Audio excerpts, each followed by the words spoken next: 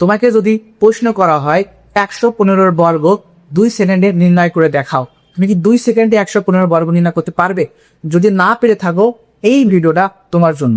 খেয়াল করো, দেখো এখানে প্রতিটা সংখ্যার শেষে 5 আছে, অর্থাৎ যদি কোনো সংখ্যার বর্গ নির্ণয় করতে বলা হয় এবং সেই সংখ্যার শেষে 5 থাকে তাহলে সেটার উত্তর পড়া খুবই সহজ।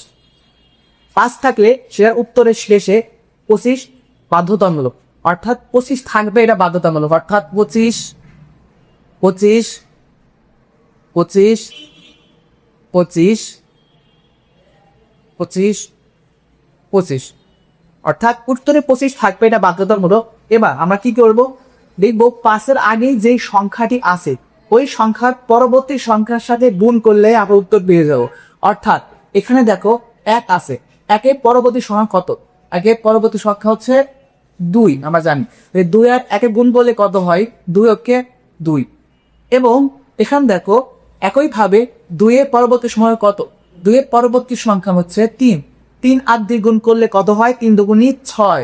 আচ্ছা, এখানে আছে 3, 3-এর পরবর্তী সংখ্যা কত? 4, 3 আর 4 গুণ করলে কত হয়? 3 × 4 = 12। আচ্ছা, এখানে দেখো আছে 4, 4-এর পরবর্তী সংখ্যা কত? 5, 5 আর 4 গুণ করলে কত হয়? 4 × 5 = 20। আচ্ছা, এখানে আছে 5, 5-এর পরবর্তী সংখ্যা কত? 6, 6 আর 5 গুণ করলে কত হয়? 5 × 6 = 30। আচ্ছা, এখানে কত আছে দেখো? 6, 6-এর পরবর্তী সংখ্যা কত? 7, তাহলে 6 আর 7 গুণ করতে হবে, 6 × 7 = 42। আচ্ছা, এখানেও 25 হবে, এখানেও 25, সব 25 হবে।